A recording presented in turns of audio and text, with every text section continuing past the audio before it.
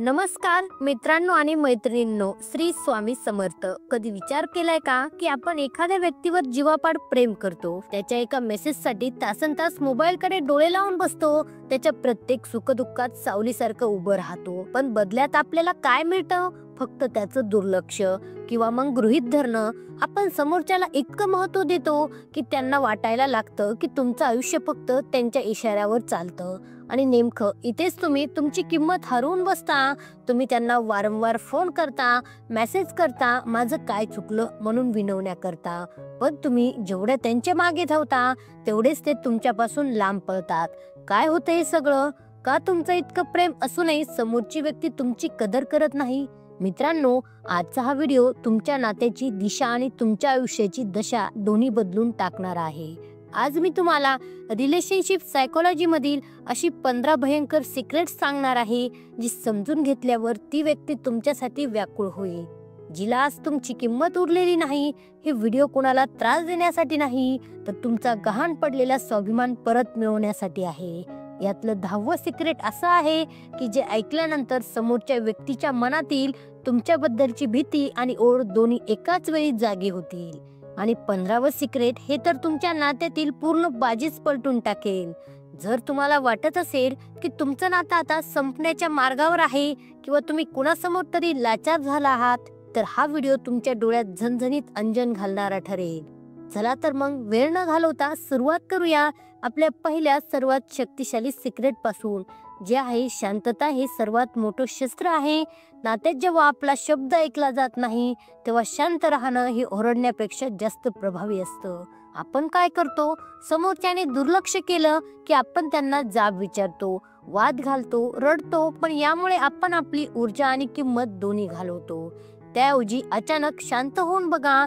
जेव्हा तुम्ही तक्रार करणं बंद करता, तेव्हा समोरच्या व्यक्तीला तुमची शांतता अस्वस्थ करू लागते. त्यांना प्रश्न पडतो की जो माणूस माझ्या एका शब्दासाठी व्याकुळ व्हायचा, तो आज इतका स्थिर कसा? ही शांतता तुमच्यातला संयम दर्शवते आणि समोरच्याला त्याच्या चुकीचा आरसा दाखवते. आणि याच शांततेमुळे तुम्ही तुमच्या आयुष्यात एक असा बदल घडवता ज्यांची त्यांनी अपेक्षाही केलेली नसते. तो बदल म्हणजे प्रायोरिटी बदलून टाकणे. आतापर्यंत तुमचं संपूर्ण जग त्या एका व्यक्तीभोवती फिरत होतं. त्याचे मेसेजेस, त्याचा मूड, त्याचा वेळ यावर तुमचं सुख अवलंबून होतं. पण आता हे चक्र थांबवा. तुमचं पहिलं प्राधान्य स्वतःला द्या. ज्या कामाकडे तुम्ही दुर्लक्ष केलं होतं, जे छंद मागे सुटले होते, त्यात स्वतःला झोकून द्या. जेव्हा समोरच्या व्यक्तीला हे जाणवतं की तुम्ही आता त्याच्या उत्तराची वाट पाहत तासनतास बसून राहत नाही, तेव्हा त्यांची सत्ता संपते. माणसाला त्यांचीच ओढ वाटते, जी गोष्ट त्यांच्या नियंत्रणाबाहेर जाते. जेव्हा तुमचं स्वतःवरचं प्रेम वाढतं, तेव्हा तुमच्या संवादाची पद्धतही बदलू लागते. ज्याची पहिली पायरी ठरते मेसेजला इन्स्टंट रिप्लाय देणं बंद करणे. मोबाईलची रिंग वाजली की कामं सोडून फोनकडे धावणं ही तुमची सर्वात मोठी चूक आहे. यामुळे तुम्ही समोरच्याला सांगताय की माझ्या आयुष्यात तुझ्यापेक्षा महत्त्वाचं काहीच नाही. सायकोलॉजी सांगते की सहज उपलब्ध असलेल्या गोष्टीची किंमत कवडी मोलाची असते. एकदा मेसेज आल्यावर लगेच रिप्लाय देण्याऐवजी थोडा वेळ घ्या. त्यांना समजू द्या की तुमच्याकडे स्वतःचं एक वैयक्तिक आयुष्य आणि जबाबदाऱ्या आहेत. ही थोडीशी प्रतीक्षा त्यांच्या मनात तुमची ओढ निर्माण करते. तातडीने उपलब्ध नसणं हे तुमचं महत्त्व अधोरेखित करतं. तुमच्या या न मिळणाऱ्या प्रतिसादामुळे त्यांच्या मनात तुमच्याबद्दल एक अनामिक हुरहुर आणि कुतूहल निर्माण होतं. ज्याला आपण म्हणतो आयुष्यात थोडी गूढता, म्हणजेच मिस्ट्री कायम ठेवणे. माणसाला त्या गोष्टीचं आकर्षण कधीच राहत नाही ज्याबद्दल त्याला सगळं माहीत असतं. आपण प्रेमाच्या नादात आपल्या दिवसाची प्रत्येक मिनिटाची माहिती समोरच्याला देतो. मी आता चहा पितोय, मी आता इथे चाललोय. यामुळे तुमच्या आयुष्यातलं नाविन्य संपतं. तुमचं आयुष्य एक उघडं पुस्तक ठेवू नका. तुमच्या काही गोष्टी, काही विचार फक्त स्वतःपुरते ठेवा. जेव्हा तुम्ही कमी बोलता आणि स्वतःबद्दलची गुपिते जपून ठेवता, तेव्हा समोरच्या व्यक्तीच्या मनात तुमच्याबद्दल कुतूहल निर्माण होतं. हे कुतूहल त्यांना तुमच्याकडे पुन्हा खेचून आणण्यासाठी भाग पाडतं. पण ही तुमची ओढ तेव्हाच टिकून राहील जेव्हा त्यांना तुमच्यामध्ये एखादा ठोस आणि सकारात्मक बदल दिसून येईल. जसं की स्वतःच्या प्रगतीवर आणि व्यक्तिमत्वावर लक्ष केंद्रित करणे. कुणीतरी आपल्याला सोडून गेलं किंवा दुर्लक्ष केलं की आपण खचून जातो. खाणं पिणं सोडतो, पण खरी ताकद स्वतःला सावरण्यात आहे. तुमच्या करिअरवर लक्ष द्या, नवीन नवीन कौशल्य शिका, स्वतःच्या फिटनेसवर काम करा. जेव्हा तुम्ही पूर्वीपेक्षा अधिक फिट, आनंदी आणि प्रगल्भ दिसता, तेव्हा समोरच्या व्यक्तीच्या अहंकाराला धक्का बसतो. त्यांना पश्चाताप होतो की आपण इतक्या मौल्यवान व्यक्तीला गमावलं किंवा दुर्लक्ष केलं. तुमचं यश हे तुमच्यावर अन्याय करणाऱ्याला मिळालेलं सर्वात सडेतोड उत्तर असतं. तुमची ही नवीन झळाळी पाहून समोरच्या व्यक्तीच्या मनात एका नवीन भावनेचा जन्म होतो.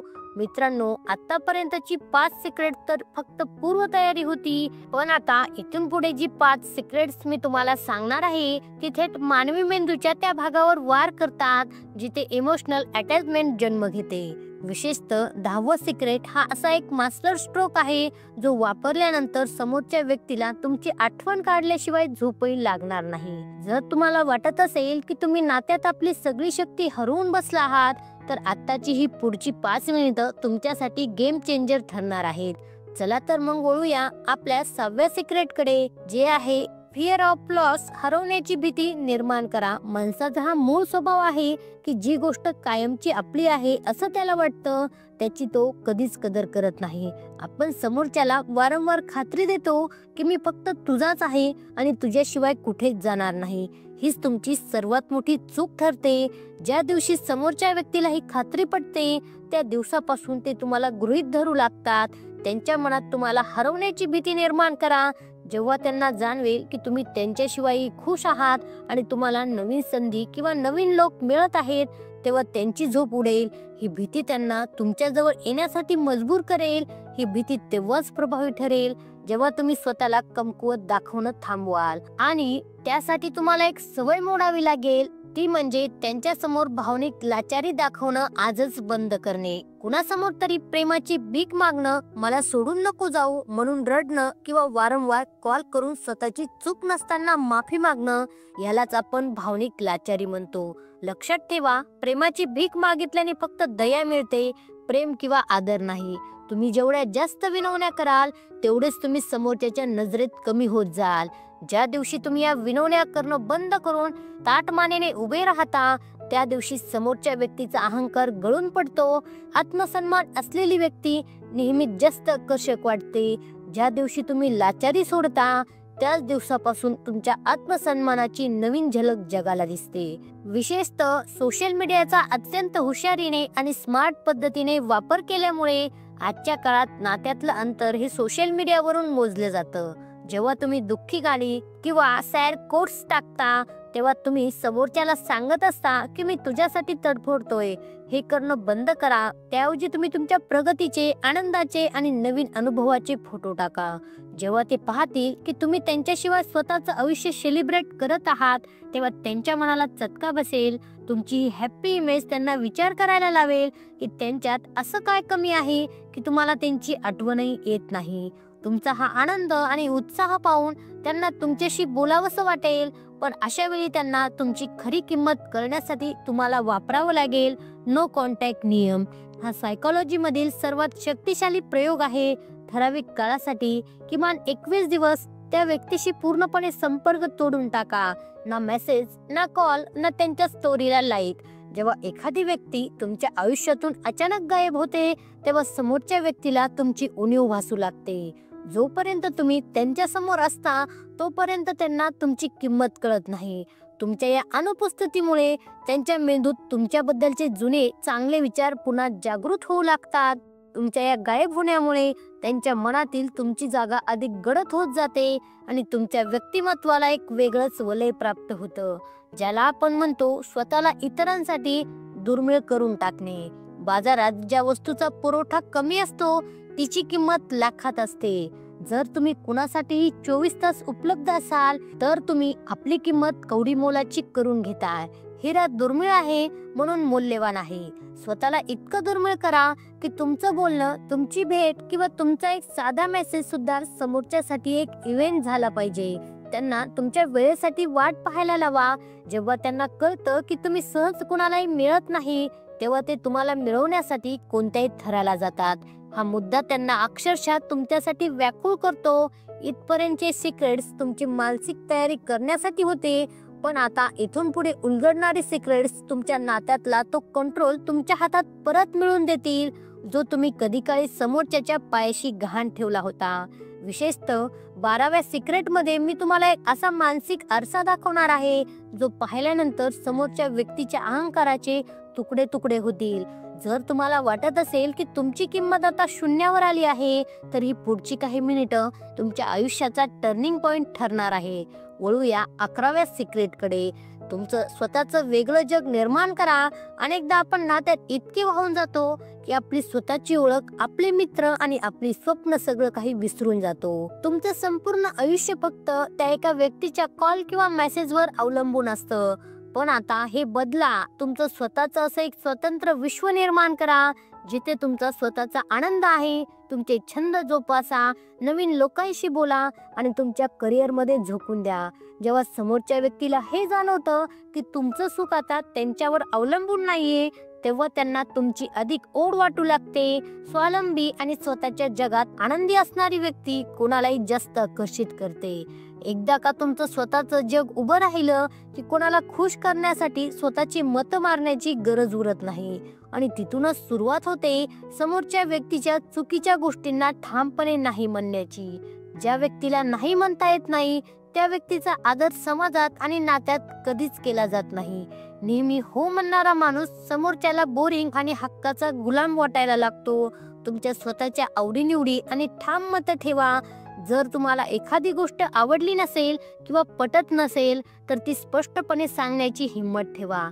जेव्हा तुम्ही एखाद्या गोष्टीला नाही म्हणता, तेव्हा समोरच्याला हे कळतं की तुमच्याकडे स्वतःचा विवेक आहे आणि तुम्ही कुणाच्याही तालावर नाचणारे बाहुले नाही आहात. तुमचा हा करारी बाणा पाहून समोरच्याला धक्का बसतो आणि मग तुम्ही त्यांना त्यांच्याच वागण्याचा आरसा दाखवता, ज्याला सायकोलॉजीमध्ये म्हणतात समोरच्या व्यक्तीच्या वागण्याचं मिररिंग करणे. सायकोलॉजीमध्ये मिररिंग हे एक असं तंत्र आहे जे समोरच्याला त्यांच्या वागण्याची फळं चाखायला लावतं. जर समोरची व्यक्ती तुमच्याशी थंडपणे वागत असेल, मेसेजला उशिरा उत्तर देत असेल किंवा दुर्लक्ष करत असेल, तर तुम्हीही त्यांच्याशी अगदी तसंच वागा. त्यांना जाणीव करून द्या की जसं तुम्ही माझ्याशी वागताय तसंच मीही वागू शकतो. जेव्हा त्यांना स्वतःची वागणूक तुमच्याकडून अनुभवायला मिळते, तेव्हा त्यांना जाणीव होते की हे किती त्रासदायक आहे. हे तंत्र त्यांना पुन्हा एकदा तुमच्याशी नीट वागण्यासाठी प्रवृत्त करतं. जेव्हा त्यांना स्वतःच्या वागण्याचा त्रास तुमच्याकडून अनुभवायला मिळतो, तेव्हा ते स्वतःहून संवाद साधण्याचा प्रयत्न करतात. पण अशा वेळी तुम्ही पाळलं पाहिजे संवादात मोजकेच बोलणे आणि समोरच्याचं जास्त ऐकणे. बोलणं कमी केल्यामुळे तुमचं रहस्य जपलं जातं. आपण अनेकदा भावनेच्या भरात खूप काही बोलून जातो आणि आपल्या मनातलं सगळं गुपित समोरच्या समोर रिकामं करतो. पण इथून पुढे संवादात मोजकेच शब्द वापरा. जेव्हा तुम्ही कमी बोलता, तेव्हा तुमच्या शब्दाची किंमत वाढते. समोरच्याला जास्त बोलायची संधी द्या. त्याच्या मनातलं गोंधळ ऐकून घ्या, पण स्वतः मात्र शांत आणि स्थिर राहा. कमी बोलणारा माणूस नेहमीच प्रभावशाली वाटतो, कारण तो समोरच्याला नेहमी विचारात पाडतो. तुमच्या या मोजक्या बोलण्यामुळे तुमच्या शब्दाची किंमत वाढते. पण हे सर्व करताना एक गोष्ट कायम लक्षात ठेवा, जी आहे सिक्रेट. समोरच्या व्यक्तीच्या चुकीसाठी स्वतःहून माफी मागणं पूर्णपणे बंद करणे. नातेसंबंधात सर्वात मोठी चूक आपण तेव्हा करतो जेव्हा नातं टिकवण्यासाठी आपण स्वतःची चूक नसतानाही माफी मागतो. यामुळे समोरच्या व्यक्तीला वाटतं की ते नेहमीच बरोबर आहेत आणि तुम्ही कधीही सोडून जाणार नाही. स्वतःचा स्वाभिमान कुणाच्या पायाशी गहाण ठेवू नका. जर चूक त्यांची असेल तर त्यांनाच माफी मागायला भाग पडा. जोपर्यंत त्यांना त्यांच्या चुकीची जाणीव होत नाही, तोपर्यंत झुकू नका. जेव्हा तुम्ही स्वतःचा आदर करता, तेव्हाच समोरची व्यक्ती तुमची किंमत जाणते आणि हाच आत्मसन्मान तुमच्या व्यक्तिमत्वाला एक वेगळीच धार देतो. तर मित्रांनो, ही होती ती 15 शक्तिशाली सिक्रेट्स, जी केवळ एखाद्या व्यक्तीला व्याकुळ करण्यासाठी नसून तुमचा हरवलेला स्वाभिमान परत मिळवून देण्यासाठी आहेत. लक्षात ठेवा, प्रेम सुंदर असतं, पण जिथे तुमचा आदर आणि अस्तित्व धोक्यात येतं, तिथे स्वतःला सावरणं गरजेचं असतं. कारण जेव्हा तुम्ही स्वतःची किंमत करता, तेव्हा जग तुमची किंमत करतं. आज कमेंटमध्ये मी स्वतःचा आदर करतो असं लिहून स्वतःला वचन द्या की तुम्ही कुणासाठीही आपला स्वाभिमान गहाण ठेवणार नाही. हा व्हिडिओ गरजू मित्राला नक्की शेअर करा आणि अशाच प्रभावी विषयांसाठी चॅनलला सबस्क्राईब करा. तोपर्यंत ताठ मानेने जगा, स्वतःवर प्रेम करा आणि स्वतःला सिद्ध करा. धन्यवाद. श्री स्वामी समर्थ.